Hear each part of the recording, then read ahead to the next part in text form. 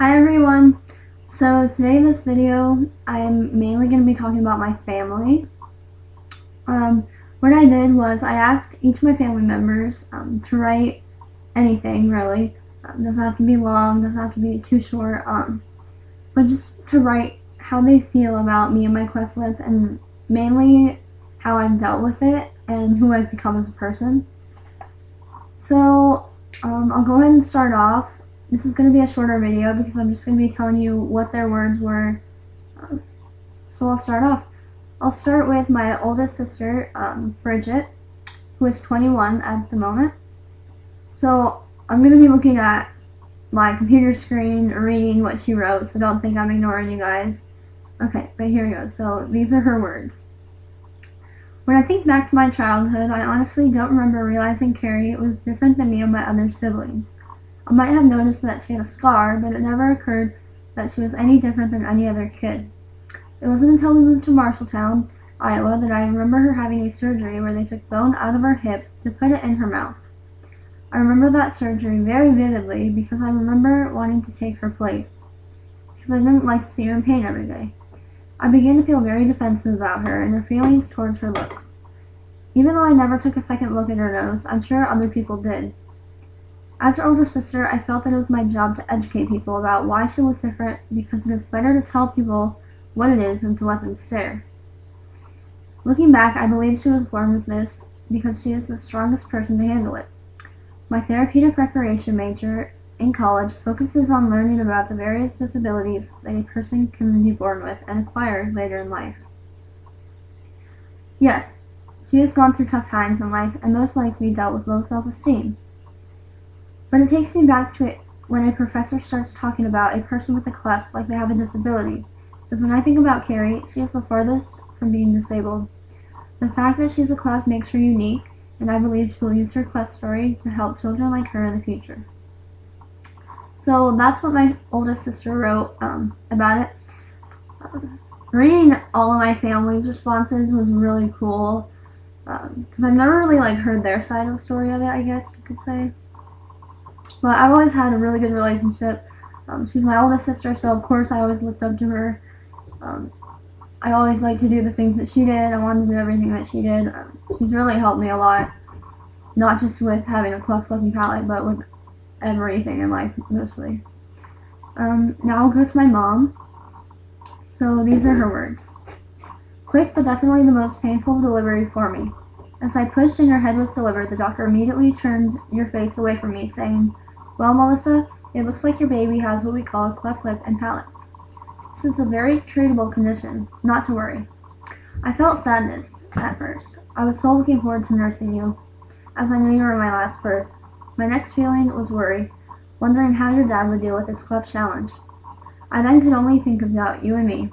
I heard you cry and got to hold you right away. Then I thought right away, what's the big deal? So what if she has what they call a cleft? She's still my beautiful, precious baby girl. As I held you in the hospital prior to discharge, we decided on your name, and I honestly felt so much peace and happiness. My perfect Carrie Elise. Your cleft journey would be me by your side every step of the way. To this day, we have had every emotion a mom and daughter can have. From all of our many Iowa City trips, I will treasure our memories forever. Miss them, want more, but appreciate what we have had. I will always treasure the bond I created with you forever and ever. Love, Mom. That means so much to me, everything my mom just said. She's definitely been one of my biggest supporters to this day. Ever since I moved to Iowa, we've had to go to Iowa City probably, I don't even know how many times, I should have counted, but it's been so much.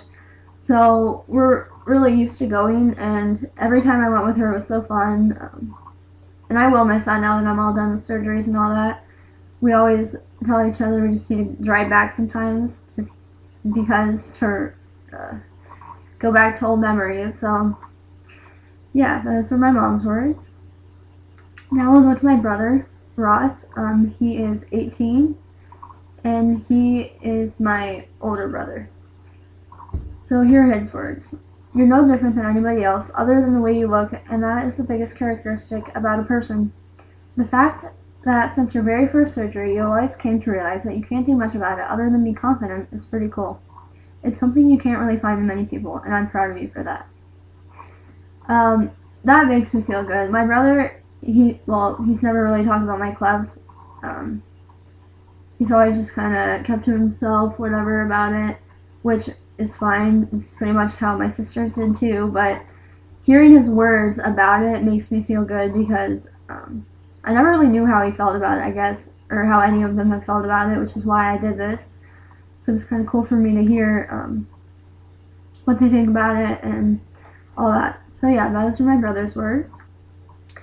Now I'll go to my another one of my older sisters, and she is 19 or 20. She's 20. Sorry. Okay, so here are her words. Growing up, I always felt like I had the perfect family. I had an older sister, a younger brother, and a younger sister. I had 2 parents, and we lived in a great neighborhood. To be honest, I don't remember even thinking about how my younger sister was different. To me, she was just my little sister Carrie, who always had short blonde hair and was always screaming. Of course, I saw the pictures of when she was born and her surgeries, but I don't remember thinking that there was anything wrong with her. To be honest, I don't remember her being born. I would have been 4 years old. When I see pictures, some memories come back, but overall I don't remember much. I could tell you stories and times during my childhood that I treasure the most with my sister, but that would have nothing to do with writing this. Her cleft lip was not something I thought about. I didn't dismiss it completely, but it was part of her, and that was it. It didn't affect how she acted, or what she said, or the times we had. Now that she is 16 and has had many surgeries, I can say that there is a difference. She is still the sister she's always been, but she has a newfound confidence. When she talks about her journey, she seems so happy and bright. Not that she wasn't before, but I didn't think about her cleft lip and palate growing up. Now I feel like it has made her a stronger person. Sure, she was extremely lucky that my parents were prepared to give her the surgery she needed. But even if she wasn't so lucky, I feel like she would still have grown up to be the person she is today.